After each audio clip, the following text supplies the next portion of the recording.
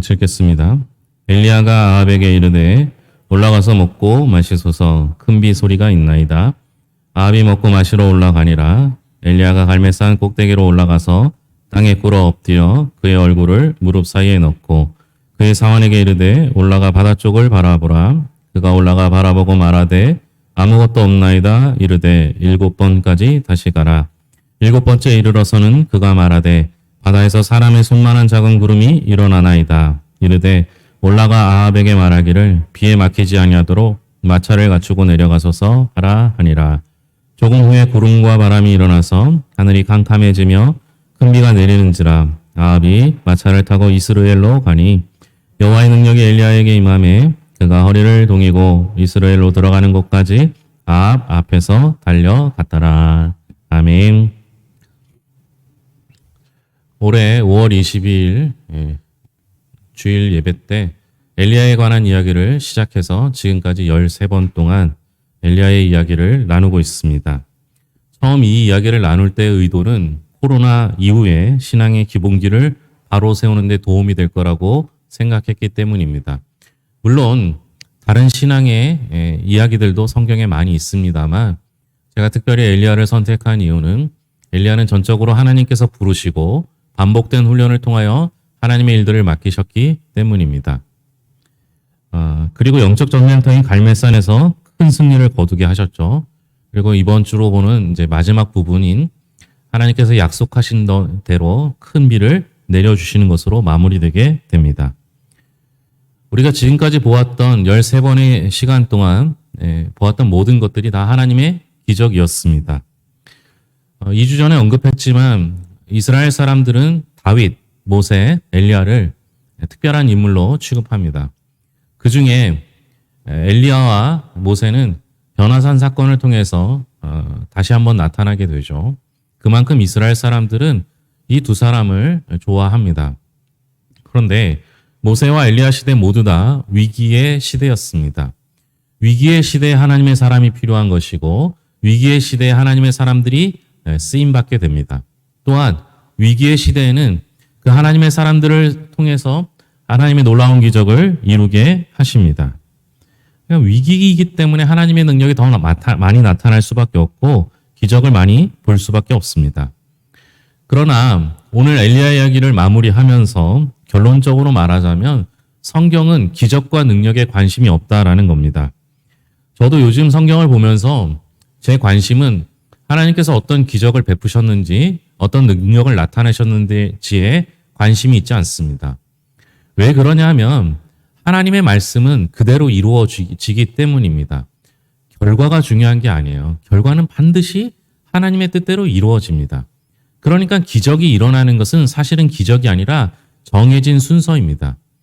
우리가 관심을 가져야 되는 건 결과인 기적이 아니라 능력이 아니라 그 과정 속에서 우리가 무엇을 해야 하는지에 관심을 가져야 하는 겁니다. 하나님은 시건치 않으시잖아요. 인생이 아니시니 시건치 않으신다 말씀하시잖아요. 그러니까 하나님의 말씀은 반드시 이루어집니다. 이건 당연한 결과예요. 그 시간과 방법은 우리가 조금 앞당길 수 있을지 모르겠지만 하나님의 말씀은 반드시 이루어집니다. 따라서 우리의 관심은 결과가 아닌 과정에 있어야 하는 것이겠죠. 결국 결론에 해당되는 2주간 살펴봤고 오늘까지 살펴보는 세 번째 이 세 번 동안 살펴봤던 이 이야기가 결론 부분에 해당합니다. 여러분 지난주도 그렇고 지지난주도 그렇고 제가 어떤 결과를 놓고 얘기했습니까? 그렇지 않죠. 돌아가셔서 한번 찾아보시면 알겠지만 반복되는 얘기는 기도였습니다. 결과는 반드시 이루어질 것이기 때문에 그거에 대한 걱정은 할 필요도 없는 것이고 그럼 우리가 무엇을 해야 하느냐? 그건 기도라는 거예요. 기도 없이는 우리가 할 수 있는 것은 사실 기도밖에 없습니다. 물론 엘리야의 그 이전의 사건들을 보면 사르밧 과부의 아들이 죽었을 때도 그 위에 누워서 기도하는 장면이 나옵니다. 갈멜산에서 제단에 불이 임할 때도 하나님께 기도하는 장면이 나옵니다.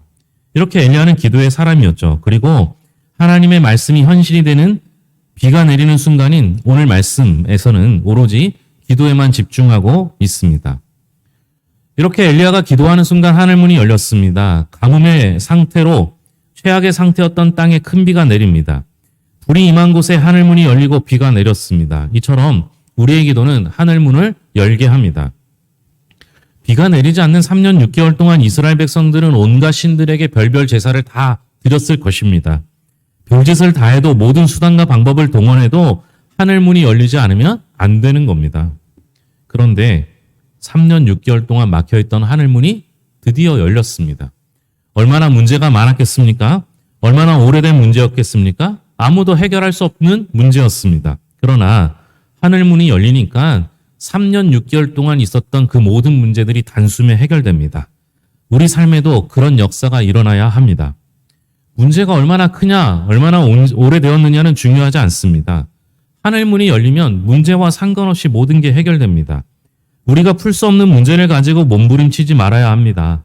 승부는 하늘문이 열려야만 한다는 것을 깨닫고 엘리야의 기도를 배울 수 있어야 합니다. 우리는 애초에 문제를 해결할 능력이 없어요. 그러니까 우리는 문제를 해결하는 인생이 되어서는 안 되고 문제를 해결받는 인생이 되어야 하는 겁니다. 그래서 우리는 엘리야의 기도를 더 깊이 배워야 할 필요가 있겠죠. 문제는 엘리야와 나를 비교하기 시작하면 내가 너무 초라해지는 거예요. 우리는 엘리야처럼 이렇게 기도할 수 있을까요? 그에 대한 평가는 성경의 야고보서 5장 17절에서 18절에 나오는데요. 엘리야는 우리와 성정이 같은 사람이로되 그가 비가 오지 않기를 간절히 기도한즉 3년 6개월 동안 땅에 비가 오지 아니하고 다시 기도하니 하늘이 비를 주고 땅이 열매를 맺었느니라. 흔히 부흥회를 하면 부흥회 포스터를 만들지 않습니까? 거기 보면 부흥 강사를 높이려고 별별 수식어를 다 씁니다. 예전에 주한장로교회 나겸일 목사님께서 자기도 부흥회 강사로 왔는데 부흥회 강사 포스터를 보고 얼마나 낯뜨거웠는지 몰랐다고 해요. 불의 사자 나겸일 목사 이렇게 써놨다는 거예요. 여러분, 그분이 성령의 역사를 나타내는 일들을 많이 하셨어요. 엘리야는 더하면 더했지 덜하지는 않았을 거예요. 갈멜산의 영웅, 불의 선지자, 수많은 능력을 경험한 하나님의 사람, 마지막에는 죽음을 보지 않고 회오리 바람을 타고 하늘로 올라간 영적 영웅. 얼마든지 수식할 것들이 많이 있습니다. 그럼에도 불구하고 야고보 선지자는 엘리야를 우리와 성정이 같은 사람이로되라고 소개합니다. 의도적으로 엘리야와 우리의 키를 맞춰 놓는 거예요. 우리와 성정이 같다는 것을 쉽게 표현하면 우리와 똑같다라는 거예요. 별반 차이가 없는 거예요. 야고보가 엘리야는 우리와 성정이 같은 사람이로되라고 말한 이유는 무엇이겠습니까? 우리에게 자신감을 주기 위해서입니다. 엘리야하고 그가 이룬 결과를 보면요, 우리는 열등감에 빠질 수밖에 없어요. 그래서 우리의 관심이 결과에 있어서는 안 되는 거예요. 그가 기도의 사람이었다는 것을 관심을 가져야 합니다. 엘리야 비교해서 열등감에 빠지거나 기죽지 말고 낙심하지 말고 하나님의 하나님 되심을 의지하고 분발하라라는 의미가 됩니다. 엘리야는 선지자 중에 선지자고 능력 있는 종이었습니다. 그러나 야고보는 엘리야에게서 그런 수식어를 다 떼어버립니다. 우리와 성정이 같은 사람이로되라고 합니다. 사실 기적은요, 엘리야가 행한 게 아니잖아요. 기적은 엘리야가 기도했고 하나님이 그 기도를 들으시고 응답해 주신 것이기 때문에 기적이 되는 거예요. 우리에게 무슨 실력이 있습니까? 우리의 실력은 전적으로 하나님께 달려 있습니다. 우리는 마른 뼈와 같죠. 모세에게 무슨 힘이 있었겠습니까? 때 묻은 막대기 하나 들고 나갔을 뿐입니다. 40년 동안 광야에서 헤매다가 80세의 나이에 무슨 능력으로 바로왕 앞에 설 수 있겠습니까? 꼭 기억했으면 좋겠는데요. 하나님의 실력이 나의 실력이 되는 게 기도의 능력이에요. 내가 안 되잖아요. 내가 할 수 없잖아요. 그래서 하나님 도와주세요. 하나님 함께 해주세요. 라고 기도하는 거예요. 그러면 우리의 기도를 들으시고 하나님이 응답해 주시는데요. 우리의 실력대로 응답해 주시는 것이 아니라 하나님의 실력대로 응답해 주셔요. 그러니까 하나님의 실력이 내 실력이 되는 게 기도예요. 기도가 우리의 인생의 수준을 결정합니다. 우리의 능력, 재주, 열심이 아니라 우리의 모든 것을 결정하는 건 기도입니다. 우리 인생의 실력 차이는 세상의 스펙으로 결정되는 것이 아니라 오직 기도에 달려 있는 겁니다. 지금은 별 볼 일 없다 할지라도 기도를 붙든 사람은 언젠가는 반드시 빛을 보게 됩니다. 목회하면서 제가 지금 느끼는 건요. 제가 실패했던 일들을 살펴보면 서둘렀던 것들은 대부분 실패를 했어요.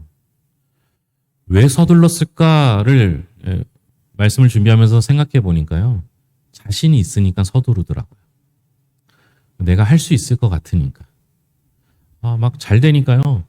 내가 조금만 더 힘을 내면, 조금만 더 도와주면 될 것 같으니까 서두르게 되더라고요. 그런데 그렇게 한 건 실패했습니다. 그런데 성공한 것들을 살펴보면 조금 더 신중하게 접근했던 것들이 많아요. 왜 신중하게 접근했겠습니까? 사실 자신이 없어서 그랬어요. 목회를 하다 보면서 내 힘으로는 안 될 것 같아요. 우리 교회 형편에는 우리가 가지고 있는 재정 가지고는 안 될 것 같아요. 그래서 서두르지 않았던 이유는 자신감이 없어서요. 그런데 자신감이 없는데 그래도 목사잖아요. 그때마다 기도했더라고요. 그러니까 하나님이 도와주신 거예요. 하나님이 도와주셔서 된 거지 제가 한 거 아니거든요. 여러분, 엘리야와 같은 분이 되고 싶으십니까? 다른 건 다 못 따라갈지 몰라도요. 우리가 엘리야만큼 기도할 수 있어야 하지 않겠습니까? 그러면 성정이 같은 우리의 기도를 들으시고 하나님이 응답해 주시면 엘리야가 베풀었던, 엘리야를 통해서 역사하셨던 그 기적들이 우리를 통해서도 역사하실 줄로 믿습니다. 그게 성경의 원리거든요. 우리의 실력이나 우리의 재력이나 아니면 여러분들의 지혜나 능력이 성공을 좌우하는 것이 아니고 크기를 좌우하지 않아요. 우리가 얼마나 매달렸는가가 더 중요합니다. 그래서 여러분, 성공할수록 교만하지 말아야 합니다. 내가 한 게 없잖아요.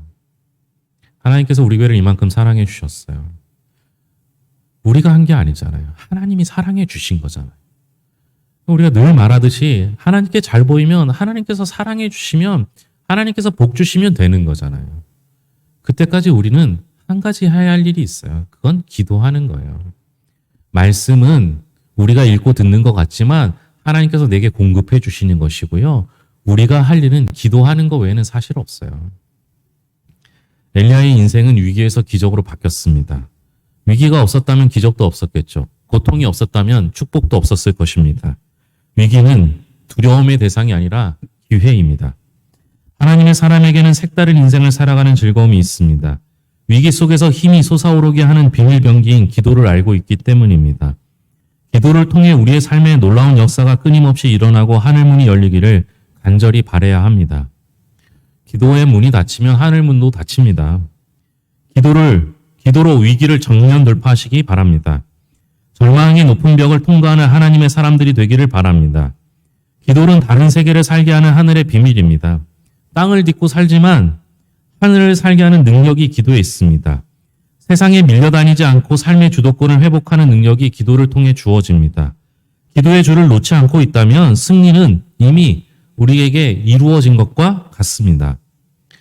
하나님 우리 편이거든요. 하나님은 우리의 기도를 들으십니다. 하나님은 말씀을 이루어 주십니다. 우리의 기도를 통해 끈질기게 포기하지 않는 믿음의 기도를 통해 하나님은 말씀을 이루십니다. 그러므로 기도하는 태도를 근본적으로 바꾸고 기도의 자리에서 승부를 걸고자 하는 의지를 새롭게 할 수 있기 바랍니다. 3주 동안 기도 얘기만 하고 있거든요. 이렇게 기도를 강조해도 많은 성도들이 기도를 잘 하지 않아요. 왜 그럴까요? 이미 설명드렸듯이 내가 해결할 수 있을 거라고 생각합니다. 그래서 그래요. 아무것도 없을 때 더 기도하게 되죠. 위기의 순간에, 고통의 순간에 더 기도를 많이 하고 의지할 것이 아무것도 없기 때문에 하나님만 바라보게 됩니다. 그때 능력이 나타나죠. 하늘문은 그냥 열리지 않아요. 맥 빠진 기도, 형식적인 기도로는 열 수 없어요.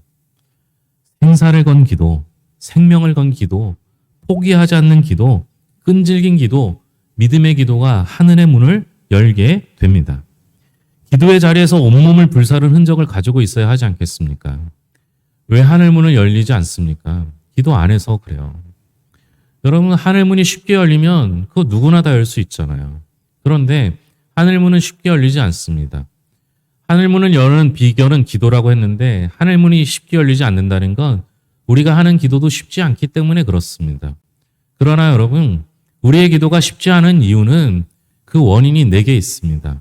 우리 하나님만 바라보고 기도하면 되는데 자꾸만 의심합니다. 아, 정말 될까? 차라리 내가 하는 게 낫지 않을까? 이런 의심하는 기도로 인해서 하늘문이 쉽게 열리지 않는 거예요. 그렇다면 반대로 우리가 하늘문을 쉽게 열 수 있는 방법은 기도하는 거예요. 믿음의 기도를 하면 돼요. 하나님의 응답은 반드시 이루어진다라는 사실을 믿는 거예요. 제가 우리 교회 와서 4년 만에 자립을 선언하고 우리 노예 1호 자립교회가 됐습니다. 그리고 지금까지 자립위원회에서 계속 그들을 돌보고 섬기고 있었습니다. 얼마 전에 저한테 자립에 대한 생각과 비전을 좀 제시해달라고 글을 써달라고 했어요. 우리 노예 86개 교회가 되는데요. 그 중에 26개 교회가 미자립교회예요. 30%가 넘는 미자립교회입니다. 근데 제가 그들은 실망할지 모르겠지만 거기다 처음에 이렇게 썼어요. 하나님의 교회는 반드시 자립합니다. 이렇게 써놨어요. 왜 그렇게 써놨는지 아십니까? 그분들의 능력을 믿는 게 아니라 저는 하나님의 능력을 믿는 거예요. 하나님의 능력이 임하면 다 자립하는 게 정상적이지 않습니까? 그게 믿음 아닙니까? 아니, 환경과 형편에 따라서 자립이 안 되거나 부흥이 안 된다면 거긴 하나님의 능력이 없는 거죠. 제 말이 상처받았을지 모르겠지만 저는 여기서부터 출발해야 된다고 생각해요. 하나님의 은혜는 반드시 임합니다. 하나님의 능력은 반드시 나타납니다. 하나님의 교회라면 반드시 자립해야 합니다. 그게 당연한 거예요. 당연한 거. 그 당연한 것을 전제로 놓고 왜 안 될까를 생각해 보는 거예요. 제가 이곳에 왔을 때 우리 아버지가 계속 저한테 질문하던 게 그거였어요. 되는 교회는 있는데 너는 왜 안 되냐? 이걸 계속 물어보셨어요. 되는 교회는 허허 벌판에서도 자립을 하더라고요.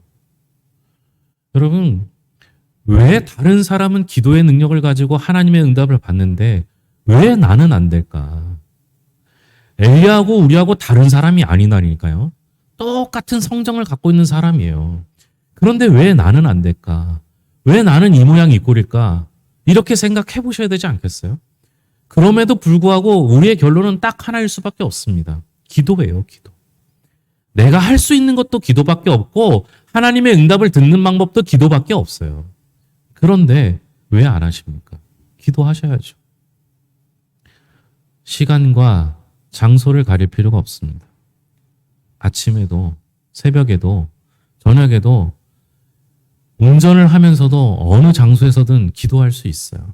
기도하셔야 되잖아요.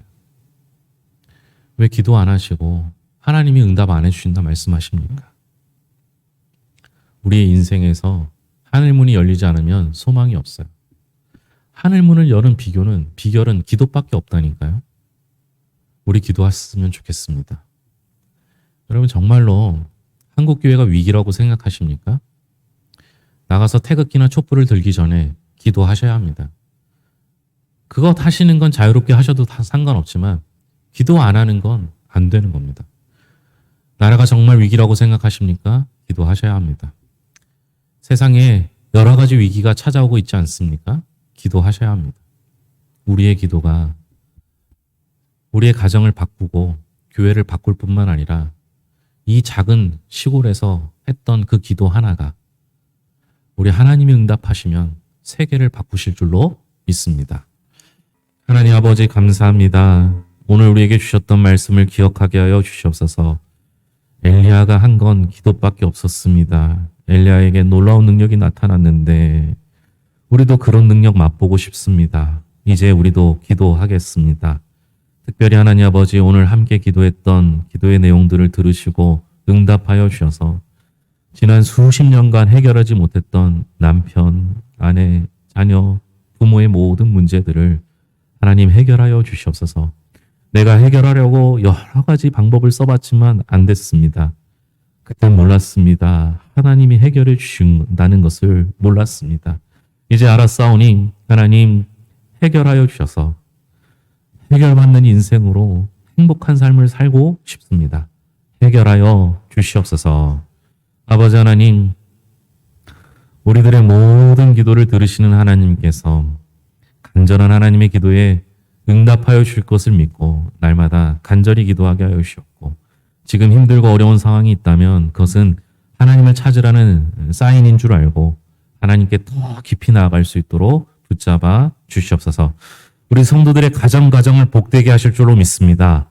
하나님 아버지, 배우자가, 부부가 서로 사랑하게 하시고 자녀들이 믿음 안에서 잘 자라며 하나님 앞에서 쓰임받는 일꾼들이 되게 하시고, 우리의 부모님들 늘 건강하여 주를 찬양하며 살 수 있도록 인도하여 주시옵소서.